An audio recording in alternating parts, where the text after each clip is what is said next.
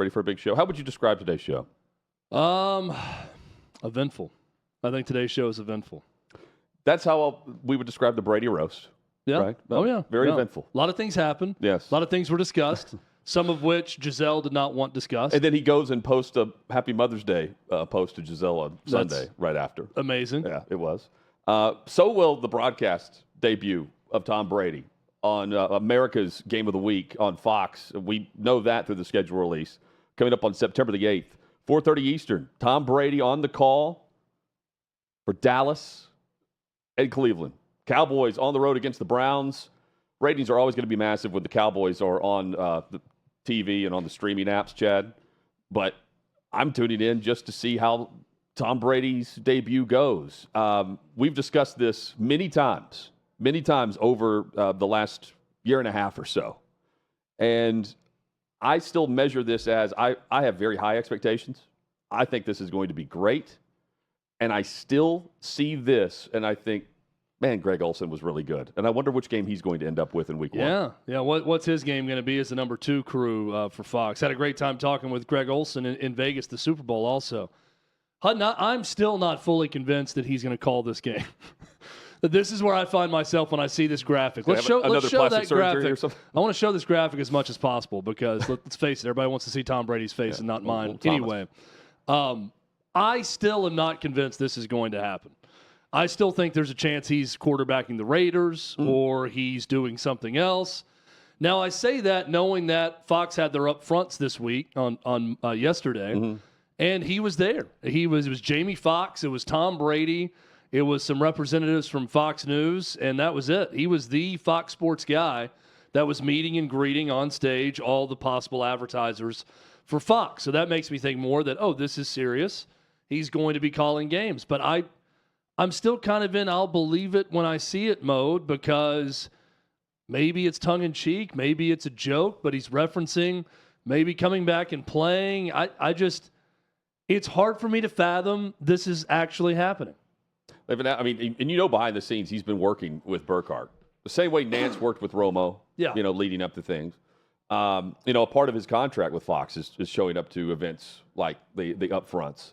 And, I mean, I think it's clear whatever he's passionate about, he's going to do. If he's not passionate about it, he's not going to do it, right? He's not just going to do something halfway. So I think he's been all in with it. I think behind the scenes, he's probably been doing some rehearsal broadcasts. And Chad, I think it's a measured version of what Romo is doing from when he first debuted, it was just over the top. No, he was calling the play before they would get to the line of scrimmage, right? Based on personnel. Yeah. I can't wait because I think Brady will just be, he's going to be different than Romo with the energy. I can't wait to see how he sees a game. And he has Dak Prescott and Deshaun Watson week 1. Massive seasons for both. You got Watson with the massive contract and high expectations and not delivering. And then you have Prescott with a contract decision for Dallas looming. It's a massive week 1 for many teams. It's a massive week 1 for Tom Brady in the debut with all eyes on him and a national audience that will be jam-packed with Cowboys fans. I can't wait. Cowboys fans or Cowboys haters, one of the two. Everyone's got an opinion on the Dallas Cowboys. That's why everyone always watches.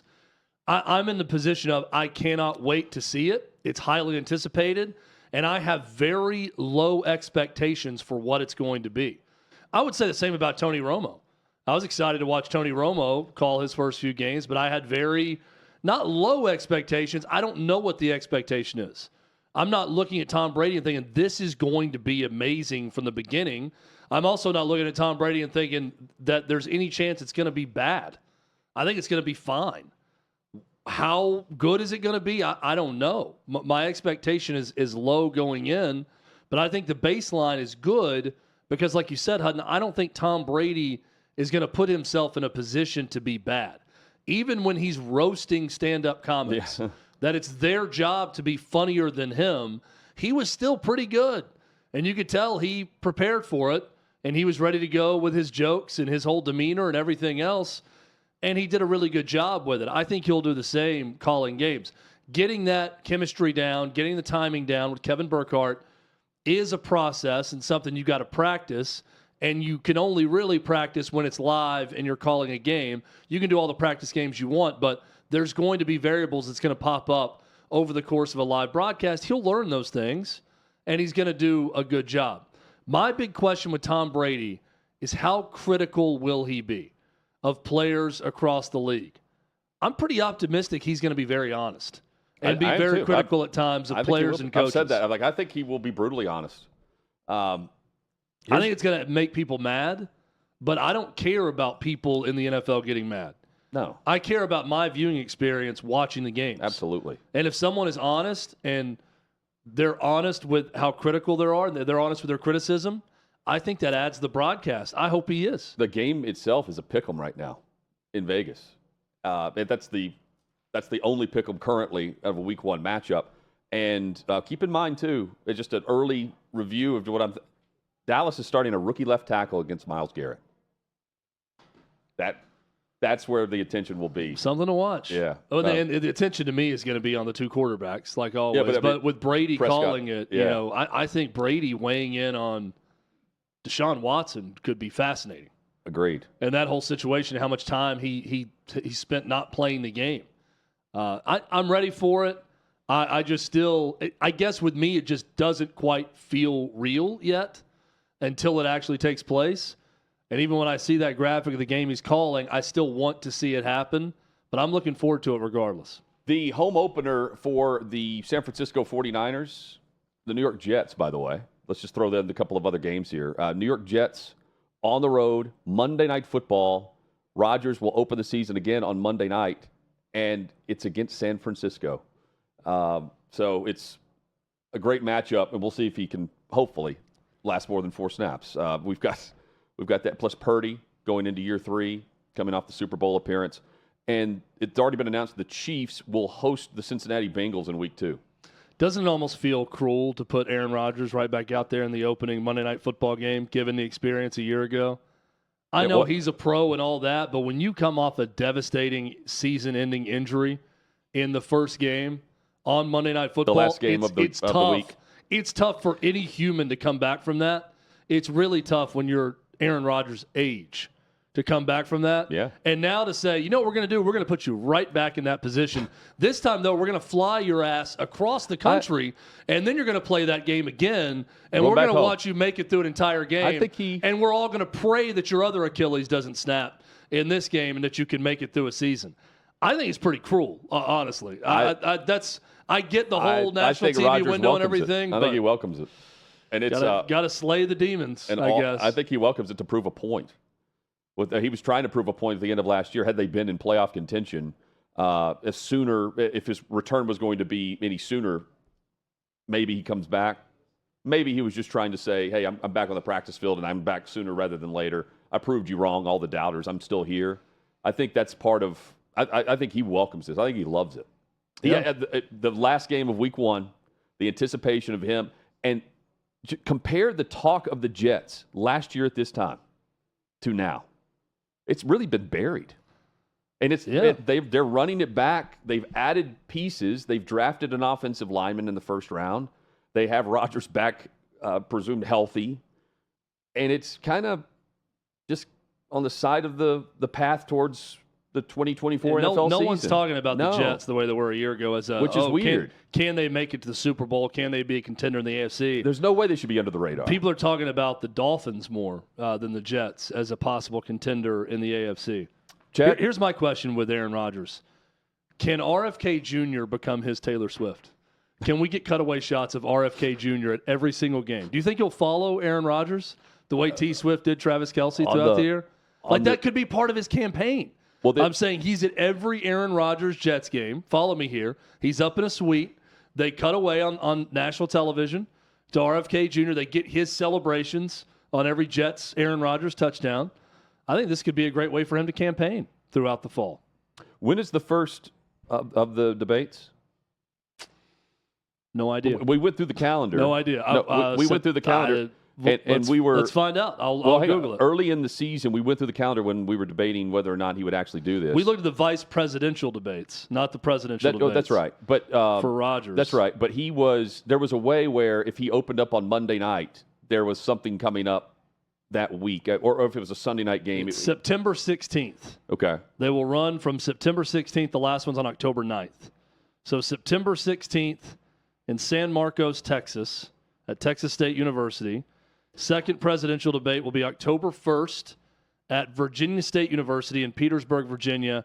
The final debate will be October 9th in Salt Lake City at the University of Utah. Okay, so the 16th would be a week after this Monday night game. Yeah. Based on the calendar. And we were trying to figure out if he would be able to make all these different things and still be the quarterback of the Jets. I think he should become the Taylor Swift for Aaron Rodgers. I want to see him celebrating every touchdown. There he is. They're the gentlemen. Yeah. All the 14-year-olds are tuned in. That's right. It's going to be a slightly different age demographic that's going to be attracted to RFK just Jr. a tad. But hey, just a tad. Got to bring the olds in too. That's what we always say. There's a big age demographic difference between Kirk Cousins and Michael Penix Jr. Kirk Cousins has finally commented on the addition of the first-round quarterback to the Atlanta Falcons. Kirk Cousins getting $100 million guaranteed in the contract that sent him to Atlanta this offseason, and then, a month later, they draft number 8 overall Michael Penix Jr., which was a head-scratcher. And he says there's no beef. Who was it that came on and said that Cousins would be extremely nice and welcoming to Penix? Whoever said that on our show? Yes. Whoever said that on the show is dead on right. In fact, I don't think Kirk Cousins has ever been not nice to anybody. Well, so that doesn't. Well, the report was he was pissed off about the pick. He was stunned. He said was the report, right? He was stunned, shocked. He was told they could draft a quarterback, but he thought it would be later rounds draft someone. And they called him while they were on the clock and said, we're taking Michael Penix Jr. And I mean, anyone would be stunned. He told Bussin' with the Boys, with LaJuan and Compton, I think you're reminded again that there are things you control. And by the way, listen, I want to shocked and disappointed. Those are the exact words he used. Not that he used. NFL media reported that was his response. Yeah. So try to count how many times I say the word steward. Okay. I think you're reminded again that there are things you control and there's a lot of things you don't control. So let's deal in reality and recognize the fact and then be a steward, not an owner. So I just believe that I got to steward what comes my way and control what I can control, which is what a steward does. But a steward doesn't worry about that which they can't control. An owner does. An owner would be like, oh my goodness. So I just got to steward this and just kind of do what I've always done as a player and let the chips fall where they may. There's Kirk Cousins. We should have played the audio of this, but 5 stewards. Five stewards is in what I count. 3 sentences. You sounded great reading it, by the way, Hutton. Steward's a very Christian term. He's a steward. Very biblical, term when you're talking about Christian service. When I hear the report, so that makes a lot of sense for Kirk Cousins to want to use that word a lot. When I hear the report, and he's right. Disappointed, I think that's the way to describe being pissed off at Kirk Cousins. And Kirk Cousins, watch the quarterbacks here. He has a temper. He does get angry. He's not like that? He's not perfect, right? He's going to have negative reactions at times. I'm sure he was angry when this initially happened, and I'm sure he waited probably not even a full day. Probably slept on it, woke up the next day, and he started thinking about being a great steward of what he can do for the Falcons. And he was also probably reminded when he looked at his bank account how much they're paying him, that he signed a $180 million contract, and he thought, things aren't all so bad. And I'm going to go there and be the starting quarterback, and that's what I signed to do. That's going to be my plan going in. I'm going to be nice and welcoming to this kid, and I'm just going to go do my job and be a steward of what I can control, and I'm not the owner, even though deep down, of course he's angry about this, and he would not have made that decision if he were the Falcons. Well, he didn't want to make the decision to stay in Minnesota, according to reports, because they wanted to draft a young quarterback and pair him with Cousins. And then Cousins decided to go to Atlanta. And he mentions that it's not going to do us any good to talk about it. We got to go try to win a Super Bowl. But this, not just Kirk Cousins, but all the vets in that locker room, everyone within the organization that wasn't in the draft room, they're all chirping behind the scenes. What did they just do? We had the 8th overall pick, and they drafted a quarterback that's going to start for us week 1 in 2026 or 27. That's our plan. That's what's the head scratcher. It's not just Cousins and his relationship with the player, with Penix. It's the player and how he helps you win immediately and what they're trying to get back to. Because attendance is an issue. Yeah. is an issue for Atlanta. And you're right about this. No veteran player, no one on a roster that knows they're going to start or believes they will. Those guys want to win. Yeah. No one wants any GM to draft a guy who's not going to impact winning right away. That is a move that will disappoint everyone. That is across the board. Now, defensive guys want certain things and want help. Offensive guys want other things and they want help on their side of the ball. So there is a tug of war going on between that. But one thing that every starter can agree on is if you're drafting that high and if we are this close within the division, draft someone who can help us win right away. So it was not just Kirk Cousins that was pissed off and disappointed when Michael Penix Jr. was the pick. It's a lot of guys who are veterans that are looking around thinking, how does this help me right now? Because I'm more concerned with being helped out right now because I'm only given this next season to do something. I don't know what's beyond that. And they didn't make a move that's going to help us right now. I mean, the way a pass rusher would have, as an example, right? But also, or someone on defense that could help. Not or even a long-term whoever vet. it is, someone that's a starter right away. They didn't do that. Not even a long-term vet would be upset with this. A year two player. Because how long is a career lasting in the league? You want to win, and this is a move for the long term, long term. How many players on the Green Bay roster when they drafted Jordan Love are still there? You know what I mean? That are still there to see it all the way through. Maybe the young guys don't have that perspective. Chad, you're right. The veterans certainly do. The perspective of what we're seeing in Detroit, it's the least discussed, most impressive storyline going right now at quarterback with Jared Goff. He gets the contract extension. He's now the second highest paid quarterback in the NFL on an annual basis. $53 million is his pay annually for the next 4 years. $212 million overall with this deal. But consider that he's a former number 1 overall pick that the Rams traded up for with Jeff Fisher at the time. You've got McVay who inherits him. They dump him because they want to save salary, but they also are trading for a quarterback that they believe can go and win a Super Bowl, and they do that with Matthew Stafford. I'd make the move too if you're guaranteed to win the way Los Angeles did. But Jared Goff took them to a Super Bowl as a former number 1 overall pick and gets traded, not wanted by the appointed czar of coaching, the young wizard, the almighty McVay, who anything he touches, any cloak that you are able to grab of McVay, you're automatically in consideration to be the next head coach of your favorite team. He now has a city chanting his name, which is very rare with the storyline that we're seeing playing out. 2020, they make the trade. You have the LA goes to win the Super Bowl. In 2021, Dan Campbell is publicly calling out Jared Goff for leadership, and they're considering benching him. He throws less than 20 touchdowns that season, and they're thinking about making a quarterback change. The trade looks very short-term at the time. And that was 21. Over the last 2 years, he has 52 touchdown passes, and he's thrown for 9,000 yards the last 2 years. And over that time frame, they have improved their entire roster. But I think Goff gets a lot of credit for this.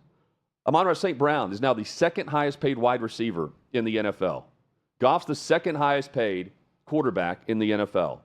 And their left tackle, well, they've got him under contract now. He's the highest paid left tackle in the NFL, Penei Sewell. In that trade, they got those picks right. But the trade itself has Detroit in a window right now where they're actually not just a one-and-done type contender, but Goff has led them to an annual situation where you expect them now to be among the top of the NFC and contending. He's 29 years old. This is the most surprising part. 29 years old, which means he is younger than Geno Smith. He is younger than Dak Prescott. He's certainly younger than Kirk Cousins. He's the same age as Baker Mayfield. And he's already been to 2 NFC championship games and 1 Super Bowl. The quarterback situation in Detroit is really good, and his name's Jared Goff. And if you look at playoff wins among starting quarterbacks currently, people would be shocked if you didn't have the name above the stats, where Goff is with the success rate that he's had in the postseason. I think it's awesome.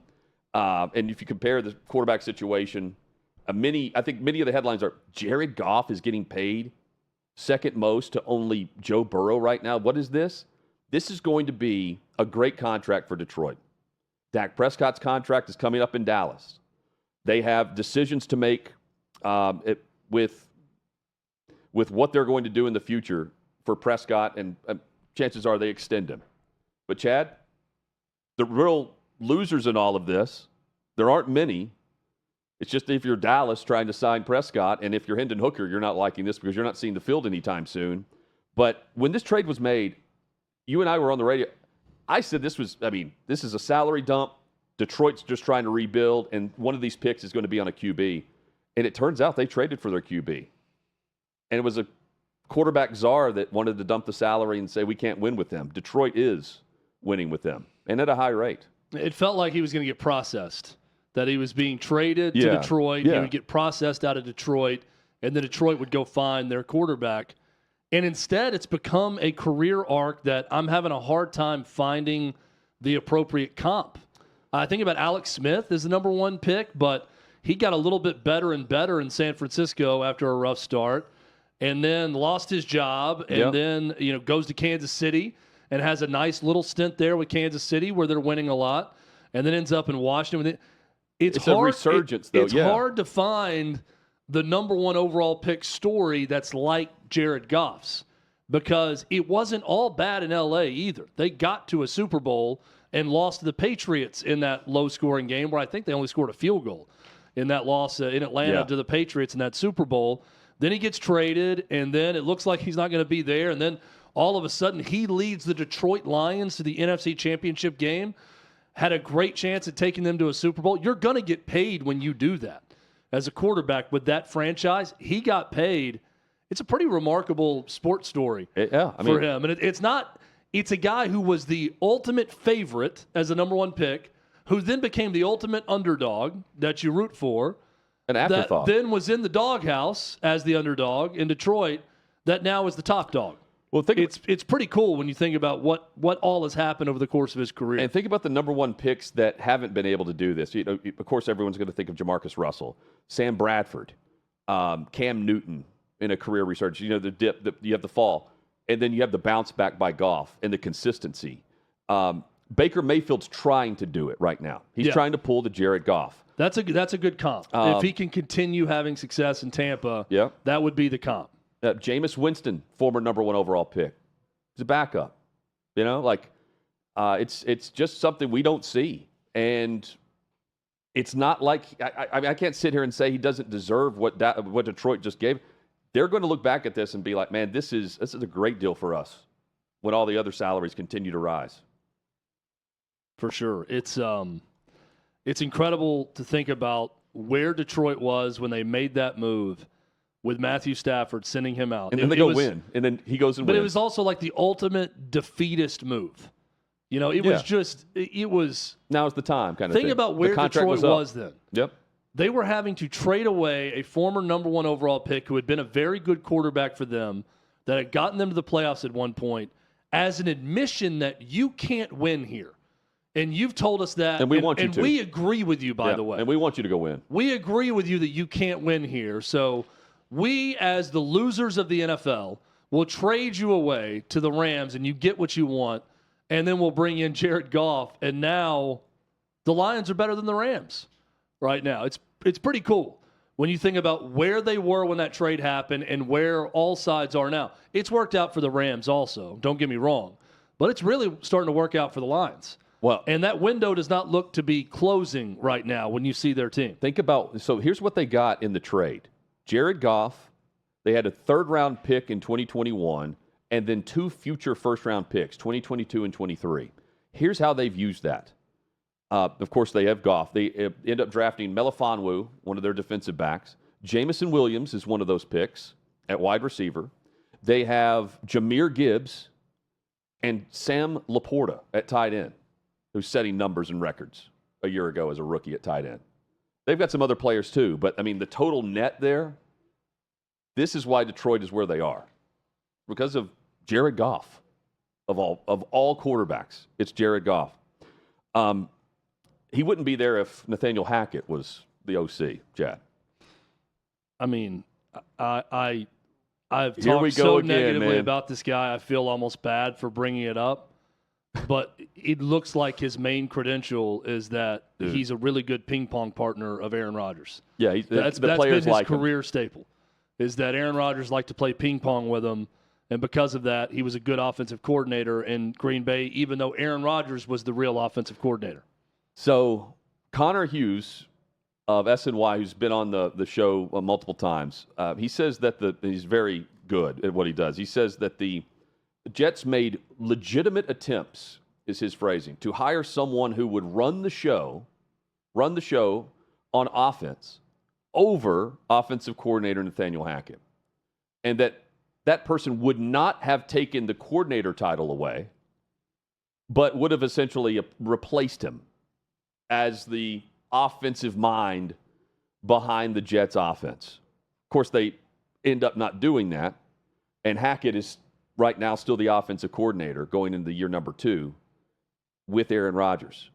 Yeah, I mean, when Rodgers went down, we knew the season was in the dumps. The fact that they were still in playoff contention in the AFC, where they were as late in the year as they were, was remarkable, frankly. But, Chad, when the injury happened, among all the storylines, the one thing I did think was, man, not only are you having to go with you're going back to the quarterback well that you tried to just desperately get away from. And you have Nathaniel Hackett coming off the year he did. The only time we brought up Nathaniel Hackett was that Week 5 matchup against Denver. You know, his march back to Colorado to redeem himself. And the rest of the time, it was a Hard Knocks appearance. And the Jets tried to, according to Connor Hughes, tried to replace him. But didn't want to replace the title because they just don't want the headlines around it. Well, they want him around to be with Rodgers. You lose Aaron Rodgers, and then you got to go to Zach Wilson, killer. And then you think about, now we got to have Nathaniel Hackett get the most out of Zach Wilson. Oh. We got to have an offensive coordinator who can pivot and turn this team into a run-first team or accentuate the strengths of Zach Wilson. And that person is Nathaniel Hackett. That is a triple killer for the Jets. So, I mean, the hope is what it always was if you're a Jets fan, that Aaron Rodgers stays healthy and runs the offense. That's it. It has nothing to do with Nathaniel Hackett. Just like it did in Green Bay. It has nothing to do with Robert Saleh. It's got to do with Aaron Rodgers. Aaron Rodgers is quarterback. He's offensive coordinator. He is captain of that team. And if he can stay healthy throughout the season, he's going to give you a chance to do something in the playoffs. That's the hope.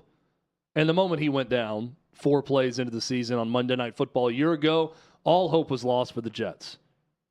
Chad, a lot of headlines this week about Week 1 and the whole schedule release of the NFL.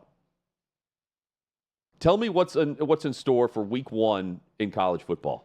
I like how college football is staying relevant and staying in the headlines by leaking information and announcing. Networks are announcing their Week 1 and Week 2 and Week 0 even television schedule the same week as everyone's talking about the NFL schedule.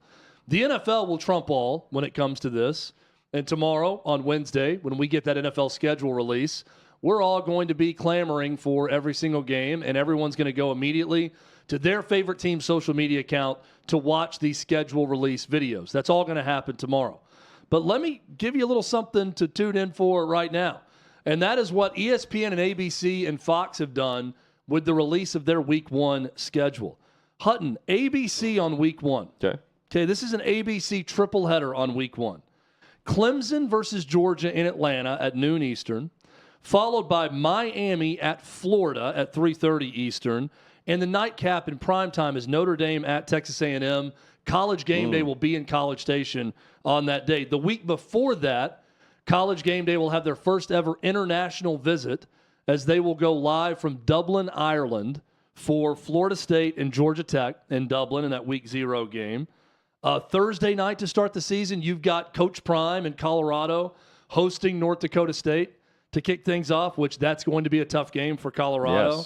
Yes. You've got USC versus LSU in Vegas on the first Sunday of the season. That's the only game on Sunday, Labor Day weekend, 7:30 Eastern Time.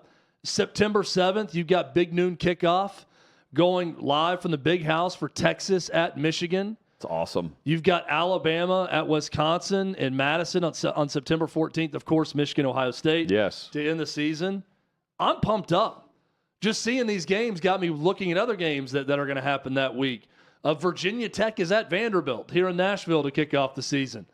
I'm ready to go. When I saw that triple header, especially for ABC, that is a marquee lineup of games. Will you roll through that one more time, the ABC? Clemson, Georgia at noon. Yes. Keep in mind, this is always the week where it is Cupcake City. Yes. In most seasons. And where are the... And there are a lot of cupcakes. There are a ton of games in week one because everyone plays week one.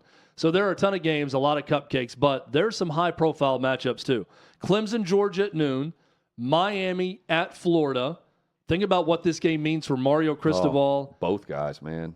And Billy Napier at Florida, with them hosting Miami, 3:30 Eastern Time on ABC. Notre Dame at Texas A&M at 7 o'clock in prime time in College Station. Mike Elko going against the team that he once worked for as defensive coordinator at Notre Dame. This is awesome. Under the lights in College Station at Kyle Field is going to be awesome. Oh, yeah. But the whole schedule, man. And Mike Elko's first game being against Notre Dame. There's no way they can do this because of how far they schedule things out and rotate.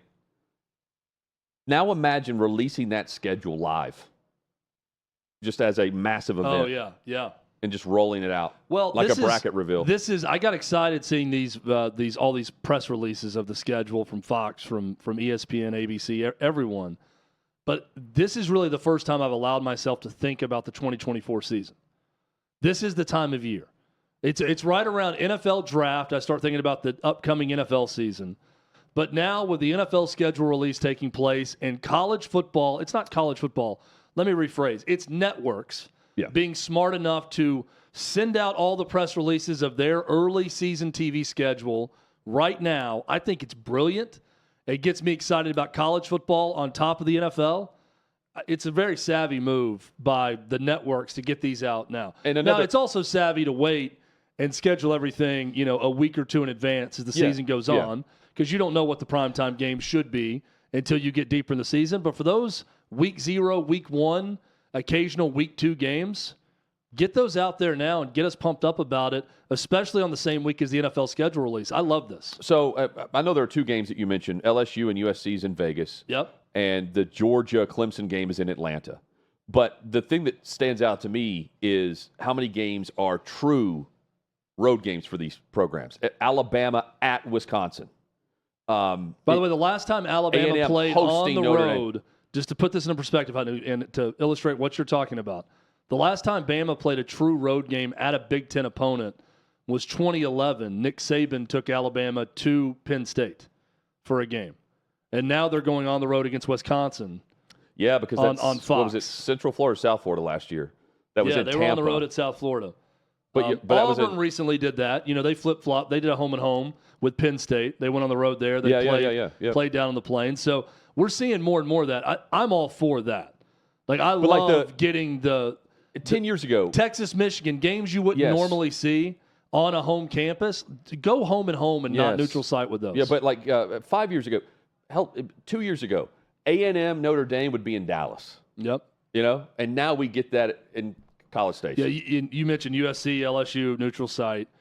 Week 2, Tennessee and NC State play in Charlotte on a neutral site. Tennessee opened the season last year here in Nashville against Virginia. I think Tennessee's one of those teams that will continue playing some of those neutral site games, probably pretty close to Knoxville, but they like to mix those in. But I'm with you. I'd rather see. Awesome. I'd honestly rather see Tennessee, NC State home and home. And we're going to get. I'd rather Tennessee go to Raleigh and then NC State come to Knoxville. We get the debut of ABC, ESPN with the SEC, and then we have CBS and Fox and all the new broadcasts. Well, the complete break off is complete. Yeah.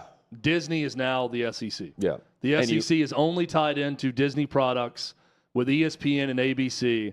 And now we get the debut of the Big Ten Game of the Week on CBS. With the theme. In that 3:30 Eastern time slot.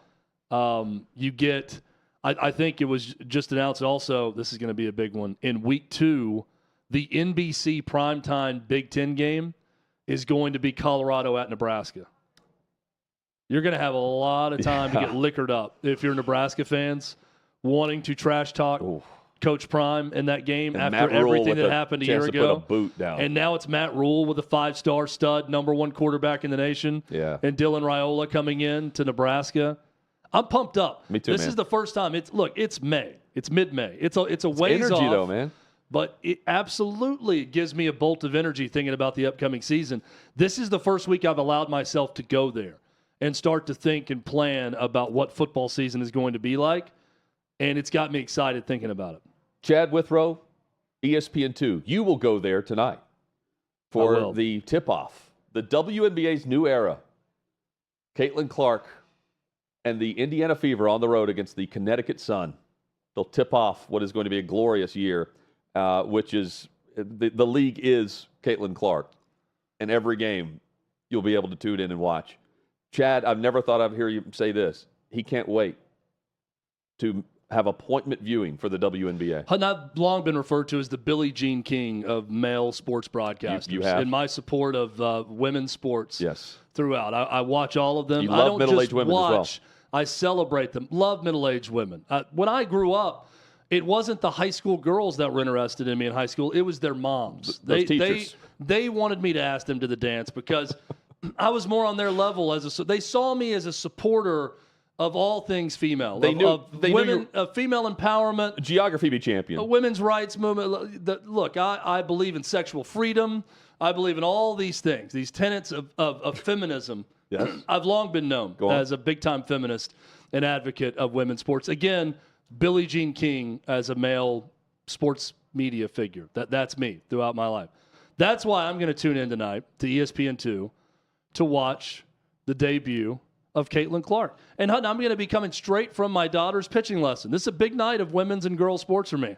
I'm leaving straight from here, taking my daughter to her softball pitching lesson. We're going to go straight home. I'm going to tune into ESPN2. I don't even know what NBA Finals or NBA playoffs what. I know who's playing tonight. I don't know what the hell's going on with the NBA playoffs. I'm going to be watching the WNBA, the start of the season. It's the end of the NBA season. I don't even care because I'm so excited to watch WNBA action tonight. Connecticut Sun hosting the Indiana Fever, Hutton, and it's a hot ticket. It's been very expensive. I thought about going up there for the game, but I decided not to. Had too much going on here.